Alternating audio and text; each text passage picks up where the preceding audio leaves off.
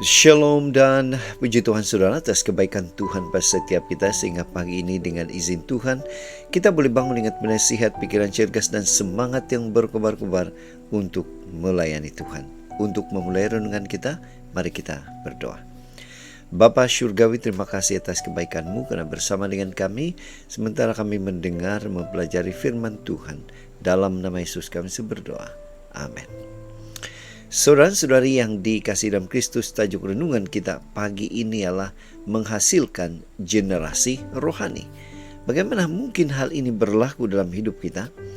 Firman Tuhan dalam 2 Timotius 2 ayat 2 mengatakan, "Apa yang telah engkau dengar dariku di depan banyak saksi, percayakanlah itu kepada orang-orang yang dapat dipercayai, yang juga pandai mengajar orang lain."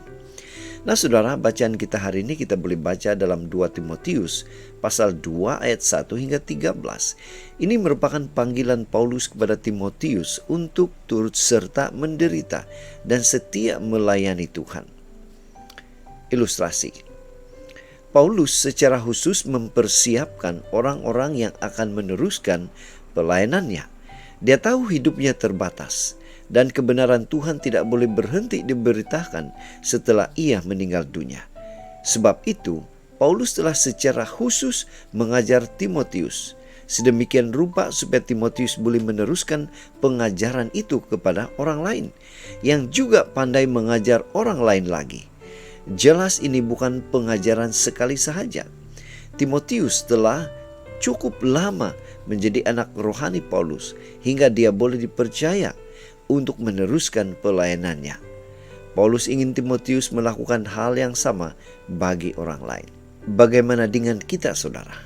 Berapa besar usaha dan tenaga yang Anda curahkan untuk menolong orang lain bertumbuh dewasa dalam Kristus supaya mereka juga dapat melakukan hal yang sama bagi orang lain?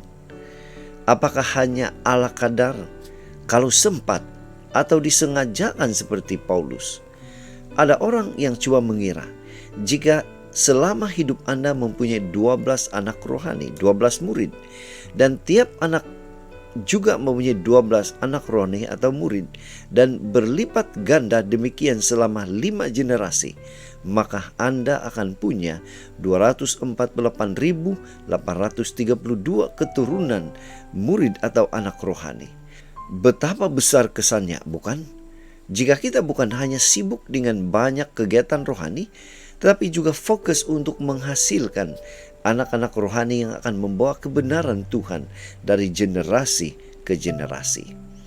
Itu sebabnya saudara, pada pagi ini, mari kita ingatkan diri kita untuk memeriksa fokus pelayanan kita. Sama ada hanya mengikut kegiatan rohani atau menghasilkan generasi rohani atau memuridkan orang lain. Inilah doa dan harapan kita, saudara. Mari kita bersyukur, kita berterima kasih kepada Tuhan karena Dia memberikan kita kekuatan, kemampuan, hikmat untuk membawa orang menjadi murid Yesus Kristus.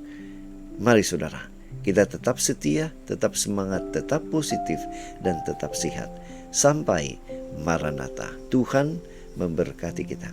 Mari kita berdoa. Bapa di surga, terima kasih karena memampukan kami untuk memuridkan orang lain dan seterusnya sehingga kedatangan Tuhan yang kedua kali. Dalam nama Yesus kami berdoa. Amin.